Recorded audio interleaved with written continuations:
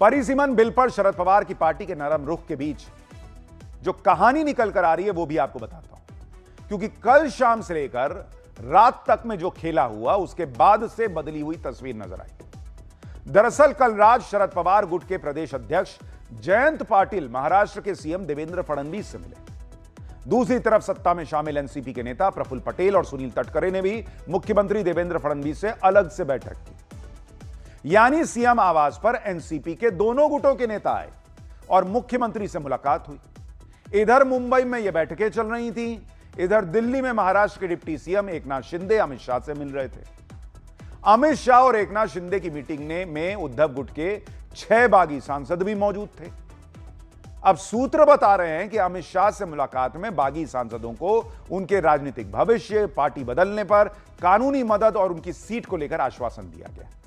यानी दिल्ली से लेकर मुंबई तक मीटिंग पर मीटिंग चल रही थी और आज अचानक सुप्रिया सुले ने परिसीमन पर बड़ी बात कह दी। अब यह इत्तेफाक है क्या? आप सुनिए एकनाथ शिंदे सुप्रिया सुले को लेकर क्या कह रहे हैं।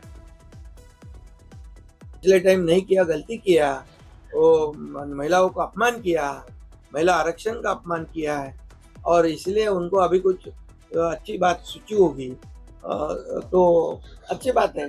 उनको मालूम है कल पिछले टाइम गलती किया इसलिए पश्चिम बंगाल में मार खाना पड़ा। अभी ऐसे ही आगे बढ़ेंगे तो पूरी तरह मार। मानसून सत्र अच्छा रहेगा। मानसून सत्र तो अच्छा ही है, मानसून अच्छा।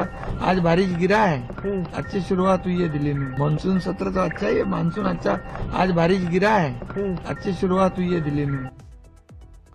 भैया मानसून गिरा हो या ना गिरा हो, प्रयास पूरा है कि इस बार बिल नहीं गिरना चाहिए और इसके लिए पूरी ताकत लग रही है। आप संकेत सुने, वो कहे कि भाई ममता बनर्जी जैसी पार्टी जो है उसके जैसा हाल ना हो जाए।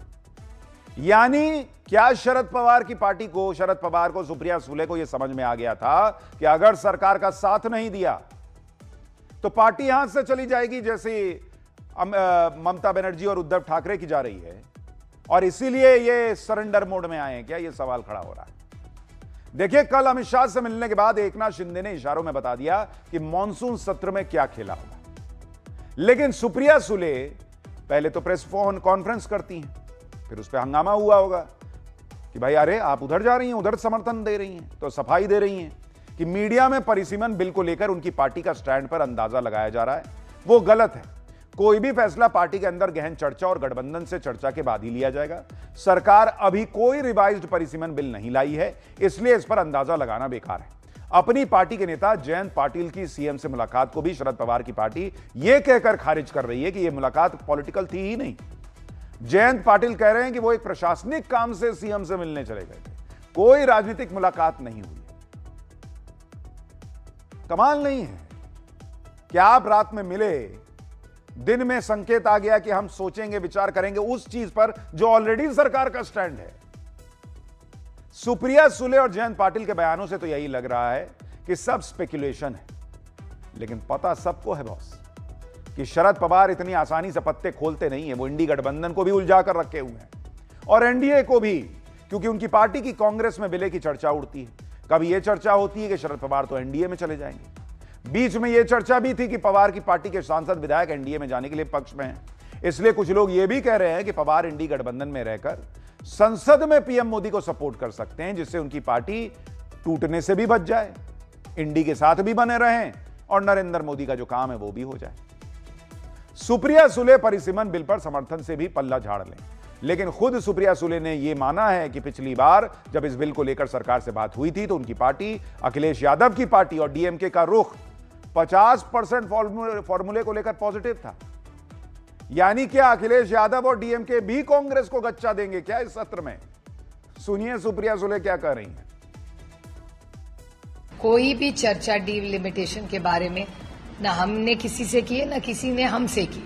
तो जब बिल आएगा तब हमारा स्टैंड होगा, लेकिन जो भी बिल आएगा हमें विस्तार से इंडिया अलायंस में चर्चा करेंगे। हमारी जो चर्चा हुई थी उसके बारे में मैंने कई लोगों से उसमें चर्चा की थी, तब डीएमके हो, हम हो, सपा हो, 50% के बारे में हम सोचेंगे, ऐसा हमने किया, कहा था अभी जो सत्ता में है उनको, लेकिन वो बिल में नहीं आया, इसलिए वो बिल तो गिर गया। सुप्रिया सुले कह रही हैं कि उनकी पार्टी और डीएमके का तब पॉजिटिव रुख था, लेकिन उस वक्त डीएमके ने बिल का कड़ा विरोध किया था। तब तमिलनाडु में विधानसभा चुनाव होने थे। अब चुनाव हो चुके, डीएमके कांग्रेस का झगड़ा हो चुका, डीएमके ने इंडी गठबंधन से दूरी बना ली। इसलिए कांग्रेस इस टेंशन में है कि कहीं आने वाले सत्र में डीएमके भी मोदी सरकार का साथ ना दे दे। इसे लेकर कांग्रेस के वरिष्ठ नेता पी चिदम्बरम ने कहा है कि बीजेपी संसद में फिर से महिला आरक्षण बिल को लागू करने वाला बिल लाने वाली है। पी चिदम्बरम कह रहे हैं कि टीएमसी को तोड़ने के बाद बीजेपी शरद पवार की एनसीपी और डीएमके को अपने पाले में करने की कोशिश कर रही है। उन्हें उम्मीद है कि एनसीपी और डीएमके अपने स्टैंड पर पहले की तरह कायम रहेंगे। अपनी सोशल मीडिया पोस्ट में पी चिदम्बरम ने एमके स्टालिन और सुप्रिया सुले को भी टैग किया। अब डीएमके वाले पूछेंगे कि आप तो अपने स्टैंड पे कायम रहे नहीं, चुनाव मेरे साथ लड़े, जाके वहां सरकार में हिस्सा बन गए, हमको तो कोहनी मार दिए, हमसे स्टैंड की बात करते हैं। लेकिन यह पोस्ट दिखाता है कि कांग्रेस में घबराहट है कि कहीं ये दोनों पार्टियां नरेंद्र मोदी के साथ न चली जाए। इसलिए आज सुप्रिया सुले की प्रेस कॉन्फ्रेंस से पहले कल रात को ही पी चिदम्बरम ने सुप्रिया सुले को टैग करते हुए सोशल मीडिया पोस्ट किया था। आप देखिए कि कांग्रेस इतनी टेंशन में है कि उसके नेता अब यह माहौल बना रहे हैं कि नरेंद्र मोदी तो संसद में 2/3 बहुमत इसलिए जुटा रहे ताकि संविधान बदल सके। सुनिए एक बार इनको, फिर आपको पूरा गणित भी समझाता हूं। डिलिमिटेशन के बहाने सभी प्रमुख नेताओं को ठिकाने लगाना चाहते हैं और इन्हें ठिकाने लगा करके इनका असली मकसद संविधान को बदलना है। इनका असली मकसद देश को उसी हालात में लेकर जाना है जो देश गुलामी की जंजीरों में जकड़ा हुआ। इनका मूल है कि संविधान को बदल दे और संविधान की जो मूल भावनाएं हैं उनको ये चकनाचूर करेंगे। आज नहीं तो कल अगर मौका मिला तो जब देश की जनता ने सरकार तो दी लेकिन संविधान ना बदलने का एक आदेश भी दिया, तो ये उसके विपरीत आज ये जमावड़ा इकट्ठा कर रहे हैं और पैसा और डराना और सरकार के बल का दुरुपयोग करना, ये पुराने इनके हथकंडे रहे। देखिए, कांग्रेस माहौल बना रही है कि संविधान बदलने की तैयारी है, क्योंकि अब इन्हें खुद इंडी से सपोर्ट नहीं मिल रहा। लेकिन परिसीमन जरूरी है, इसको इंडी के अंदर ही बाकी पार्टियां समझ रही हैं। यह परिसीमन का खेल क्या है ये आगे बताऊंगा, लेकिन परिसीमन बिल को कैसे रोका जाए कांग्रेस इसमें लगी। पिछली बार तो इंडी वालों ने नंबर गेम में बाजी मार ली थी। इस बार नंबर गेम बदल गया है, क्योंकि पिछले आप देखेंगे 2-3 महीने में बहुत कुछ हुआ है। परिसीमन वाला बिल पास कराने के लिए 2/3 बहुमत चाहिए, यानी 360 सांसद की जरूरत है लोकसभा में। अब समीकरण क्या बन रहा है, जरा अगर आप इसको देखेंगे कि लोकसभा के अंदर क्या समीकरण बन रहा है तो आपको समझ में आएगा कि पूरा खेल क्या है। जैसे अगर आप देखें कि लोकसभा, उसके अंदर जो एनडीए है उसके पास आज की डेट में कितने सांसद हैं? 292, यानी अभी भी 68 वोट कम है। लेकिन कहानी यहां से शुरू होती है, टीएमसी के बागी इसमें जोड़िए, वो टीएमसी के बागी अगर इसमें आप जोड़ेंगे तो उनकी संख्या है 20। फिर आएंगे उद्धव के बागी, उनकी संख्या, उद्धव के बागियों की संख्या है 6। इसके बाद आती है कांग्रेस ने जिसको कोहनी मारी, डीएमके, उनकी संख्या है 22। और फिर पवार की पार्टी, शरद पवार की पार्टी जो है, उनके सांसदों की संख्या है 8। अब अगर आप इन सब को जोड़ दीजिए तो कुल बैठता है 348, 348 आज की डेट। यानी अभी भी एनडीए के पास -12 का काम है, यानी 12 वोट उनको और चाहिए। और इसके लिए छोटे दलों को साथ लाने की कोशिश की जाएगी, जिसमें वाईएसआर कांग्रेस है, वीसीके है, आरएलपी है, अकाली दल है, निर्दलियों से बात हो सकती है। यानी ये 12 कोई बहुत बड़ा चैलेंज नहीं होगा और संभव है कि सरकार जो है वो अपना नंबर जो है वो लोकसभा में हासिल कर ले। आप देखिए कि इधर ये सब चल रहा है, उधर पीएम मोदी बड़े प्लान पर भी काम कर रहे हैं। आज पीएम मोदी के घर पर बड़ी मीटिंग हुई है। मीटिंग में अमित शाह और बीजेपी अध्यक्ष मौजूद रहे। इसके अलावा बीजेपी के राष्ट्रीय महासचिव बीएल संतोष भी वहां मौजूद हैं। इस मीटिंग को लेकर मायने निकाले जा रहे हैं कि क्या कुछ बड़ा होने वाला है। यानी जिस परिसीमन की बात हो रही है उसको लेकर गहमा गहमी बहुत तेज है। और यह परिसीमन होता क्या है, क्यों नरेंद्र मोदी का इस पर इतना फोकस है? देखिए, परिसीमन से लोकसभा के इलाके को रीड्रॉ किया जाता है, यानी नए सिरे से लोकसभा क्षेत्र की बाउंड्रीज तय होती है। नए सिरे ये तय करते हैं कि एक लोकसभा में कितनी और कौन सी विधानसभाएं आएंगी। यह तय किया जाएगा कि कौन सी नई लोकसभा सीट बनेगी। आबादी के हिसाब से तय किया जाएगा कि कौन सा वोटर किस लोकसभा क्षेत्र में आएगा और कहां वोट करेगा। अब आपको यह भी समझना चाहिए कि पीएम मोदी जो परिसीमन का बिल ला रहे हैं उसमें क्या होगा, क्यों पीएम मोदी इस बिल को पास कराने के लिए इतना जोर लगा रहे हैं। देखिए, परिसीमन बिल से लोकसभा सीटों की संख्या बढ़ जाएगी। अभी 543 है, इसको बढ़ाकर 815 से 850 ले जाना है। जब नए परिसीमन से सीटों की संख्या बढ़ जाएगी, उसके बाद बढ़ी हुई सीटों में 33% सीधा महिला आरक्षण लागू हो जाएगा। लेकिन विपक्ष इस बात पर अड़ा है कि महिला आरक्षण को परिसीमन में मत जोड़ो, मौजूदा सीटों में ही आरक्षण लागू कर दो। लेकिन सरकार कह रही है कि आज नहीं तो कल परिसीमन तो होना है। बढ़ी हुई आबादी के हिसाब से सीटें बढ़ेंगी, तो क्या फिर ये आरक्षण के ढांचे को बदलेंगे क्या? अब आप यह भी समझिए कि परिसीमन की प्रक्रिया की जरूरत क्यों महसूस की जा रही है, क्यों सीटों की संख्या को बढ़ाने पर इतना जोर है। देखिए, अगर आप इसको देखेंगे पूरी तरह से कि क्या स्थिति थी, तो आपको समझ में आएगा कि क्यों यह जरूरी है। 1971 में अगर आप देखेंगे, आबादी कितनी थी देश की? आबादी थी 55 करोड़, ठीक है। और लोकसभा सीटें कितनी थी बॉस? वो 550 अधिकतम तय हुई थी कि हम 550 मैक्सिमम रखेंगे। यानी एक सांसद पर 10 लाख आबादी थी कि भाई 10 लाख आबादी का आप प्रतिनिधित्व करेंगे और आप देखेंगे कि कैसे उनके लिए काम करना है। ये 1971 में तय हुआ। आज हम कहां खड़े हैं बॉस? आज आप देखिए कि आप 2026 में आ गए, ठीक है। आज आपकी आबादी कितनी है? 140 CR प्लस है आज की डेट में, 145 करोड़ के आसपास कई बार कहा जाता है। लोकसभा सीटें आज की डेट में भी 550 पर ही अटकी हुई हैं और एक सांसद पर जो आबादी थी वो बढ़कर 25-26 लाख हो चुकी है बॉस। एक सांसद बताइए 25-26 लाख लोगों का प्रतिनिधित्व कर रहा है। तो नरेंद्र मोदी यही कह रहे हैं कि भाई सीटों की संख्या बढ़ाओ, एक सांसद पर कम आबादी का बोझ रहेगा, ज्यादा काम कर पाएगा उनके लिए, ज्यादा लोगों से मिल पाएगा, ज्यादा उनके लिए सोच पाएगा। हां, दक्षिण के राज्यों में यह आंकड़ा कम हो सकता है, लेकिन बिहार और यूपी में 25 से 26 लाख आबादी पर एक सांसद है। यह मोटा मोटा एस्टिमेट है। देखिए, डीलिमिटेशन इसलिए भी जरूरी है क्योंकि यह मामला डेमोग्राफी से भी जुड़ा हुआ है। देश के कई हिस्सों में वोट बैंक पॉलिटिक्स की वजह से डेमोग्राफिक चेंज हुआ, खास तौर पर बॉर्डर के इलाके में, जिससे यह नेशनल सिक्योरिटी का भी मुद्दा है। और जो डेमोग्राफी चेंज हुई उसे लेकर नरेंद्र मोदी लगातार बड़े मिशन में लगे हैं। अमित शाह ने हाल ही में डेमोग्राफी चेंज पर बनी हाई लेवल कमेटी के साथ मीटिंग की थी। फिर उन्होंने बॉर्डर जिलों के पुलिस अधिकारियों के साथ भी बड़ी मीटिंग की थी। इस सबसे बड़े मिशन के लिए नरेंद्र मोदी, अमित शाह ने पूरी ताकत झोंक दी क्योंकि वो ये डेमोग्राफी चेंज करना चाहते हैं। वोट बैंक पॉलिटिक्स के लिए खास इलाके में एक खास आबादी जो है वो बसा दी गई। नरेंद्र मोदी कह रहे हैं कि डेमोग्राफी चेंज करो और उसको अलग अलग जो है ना हिस्से में बांटो, और देश की सुरक्षा के लिए, देश में अच्छे विकास के लिए सब जरूरी है। आप देखिए कि 2027 में होने वाले 5 राज्यों के चुनाव से पहले बीजेपी ने कमर कस ली है।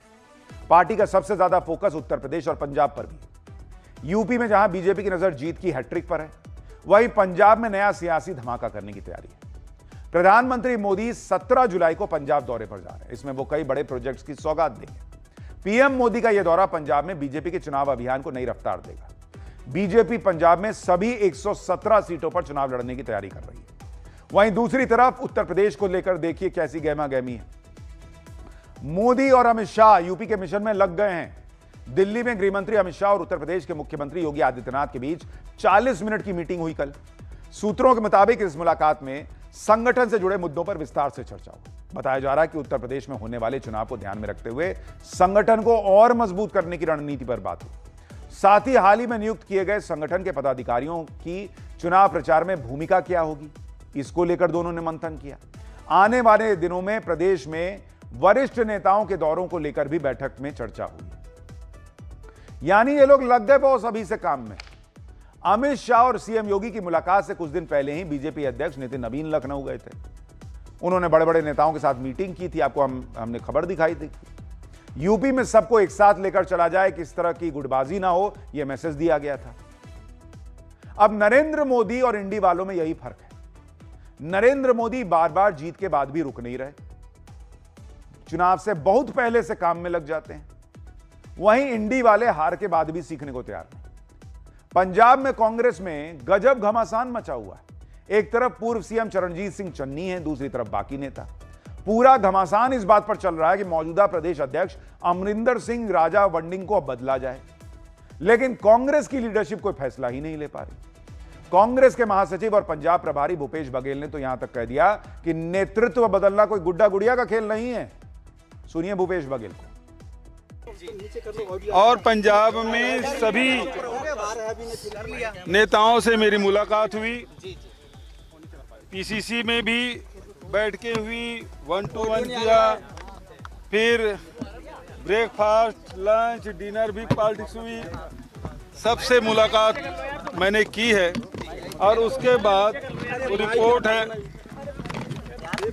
जीएसओ केसी वेणुगोपाल जी को मैंने रिपोर्ट सौंप दी। क्या नेतृत्व परिवर्तन की कोई गुंजाइश? क्या नेतृत्व परिवर्तन की कोई गुंजाइश? मैं पहले बोल चुका हूँ आपसे, 1-to-1 किया, वहाँ इंटरव्यू आपने दिया, गुड्डा गुड्डी के खेल नहीं है। देखिए, कांग्रेस के अंदर इतना बड़ा घमासान मचाना है, लेकिन ये सब रायता समेटने की जगह पर कांग्रेस का पूरा फोकस राहुल गांधी की पॉलिटिक्स चमकाने में है। देहरादून में 17 जुलाई को होने वाले राहुल गांधी के कार्यक्रम छात्रों की गूंज को लेकर कांग्रेस ने बवाल कर दिया। यह बवाल यह कहकर किया गया कि देहरादून में राहुल गांधी के प्रोग्राम के लिए परेड ग्राउंड की मंजूरी रद्द कर दी, जिसके बाद कांग्रेस कार्यकर्ताओं ने देर रात सड़कों पर हंगामा किया, परेड ग्राउंड की तरफ कूच कर दिया। नारेबाजी के बीच कार्यकर्ताओं और पुलिस के बीच गहमा गहमी हो गई। इसके बाद कांग्रेस नेताओं ने वहीं धरना दे दिया और राज्य सरकार पर दबाव में फैसला लेने का आरोप लगा दिया। यही नहीं, कांग्रेस प्रवक्ता सुप्रिया श्रीनेत ने सोशल मीडिया पर बीजेपी को निशाना बनाते हुए ट्वीट किया। कांग्रेस ने दुनिया भर के ट्वीट करके बीजेपी और प्रधानमंत्री मोदी को निशाना बनाया। पूरी की पूरी कांग्रेस पार्टी माहौल बनाने में जुट गई। लेकिन सच क्या है? कांग्रेस ने 17 जुलाई के छात्रों की गूंज कार्यक्रम के लिए परेड ग्राउंड की परमिशन मांगी। कांग्रेस के लेटर में कहीं यह जिक्र नहीं था कि वहां राहुल गांधी पहुंचने वाले। बुकिंग के लिए गोलमोल भाषा का इस्तेमाल था। इसी वजह से कांग्रेस को कार्यक्रम की परमिशन दे दी गई। लेकिन जैसे ही प्रशासन को यह समझ में आया कि राहुल गांधी के पहुंचने से भारी भीड़ हो सकती है, प्रशासन ने अनुमति रद्द कर दी। भारी भीड़ के बीच छात्रों और अभिभावकों की सुरक्षा को देखते हुए यह परमिशन रद्द की गई। बाद में यह बात कांग्रेस को समझ में भी आ गई। कांग्रेस ने कार्यक्रम की जगह बदलने का फैसला किया और कहा कि छात्रों और अभिभावकों की सुरक्षा को ध्यान में रखते हुए अब यह कार्यक्रम परेड ग्राउंड की बजाय देहरादून के बन्नू स्कूल मैदान में होगा। यही बात तो प्रशासन भी कह रहा था, लेकिन पहले गदर काट दिए कि बाप रे बाप, कार्यक्रम नहीं करने दे रहे, बाद में करेंगे, नहीं दूसरी जगह कर लेंगे। कांग्रेस का फोकस सिर्फ राहुल गांधी पर है, फिर चाहे राहुल गांधी के चेहरे पर कांग्रेस कितना ही चुनाव आरती रहे। वहीं बीजेपी एक एक सीट के लिए कैसे ताकत लगाती है, आप इसको समझिए। दोनों की पॉलिटिक्स का अंतर देखिए, तभी रिजल्ट में अंतर है। पटना के बांकीपुर में उपचुनाव होना है, वो बीजेपी अध्यक्ष नितिन नवीन की सीट थी। फिर भी देखिए कि बांकीपुर उपचुनाव के लिए बीजेपी ने 40 स्टार प्रचारकों की फौज लगाई है। बॉस, बीजेपी अध्यक्ष नितिन नवीन प्रचार करेंगे, सीएम सम्राट चौधरी, नित्यानंद राय, गिरिराज सिंह, रविशंकर प्रसाद, मंगल पांडे, मनोज तिवारी, पवन सिंह, मैथिली ठाकुर। भाई साहब, 40 स्टार प्रचारक लगा दिए एक उपचुनाव के लिए। इस जज्बे के साथ राजनीति करना इंडी वालों के बस की बात फिलहाल नहीं दिख रही और इसीलिए ये हारते हैं। इंडी वाले अपनी अपनी पार्टी को ही नहीं संभाल पा रहे। ममता बनर्जी की टीएमसी को झटके पे झटके लगते जा रहे हैं। इस बार तो ममता के बेहद खास रहे तृणमूल कांग्रेस के वरिष्ठ नेता और पूर्व मंत्री मदन मित्रा ने पार्टी से इस्तीफा दे दिया। भाई, अब वो ऋतव्रत बनर्जी के नेतृत्व वाले बागी खेमे में चले गए। मदन मित्रा, जो कभी ममता बनर्जी के सबसे भरोसेमंद नेताओं में गिने जाते थे, अब खुलकर पार्टी नेतृत्व पर सवाल उठा रहे हैं। दावा कर रहे हैं कि पार्टी अंदर से कमजोर हो चुकी है, हालात इतने बिगड़ चुके हैं कि नाव डूब चुकी है। और वो भी वही आरोप लगा रहे हैं कि भतीजे के चक्कर में पूरी पार्टी डुबा दी ममता बनर्जी ने। लेकिन हम लोग अभिषेक बनर्जी को बताए थे कि आप कुछ दिन के लिए आप छोड़ दीजिए, 6 महीने छोड़ दीजिए, 1 साल छोड़ दीजिए, हम लोग को पार्टी तो बनाने दीजिए और उसका बाद आप आके अपना सीट ले लीजिए। लेकिन उन्होंने इनकार कर दिया। उन्होंने बोला नहीं, हम पार्टी नहीं छोड़ेगी।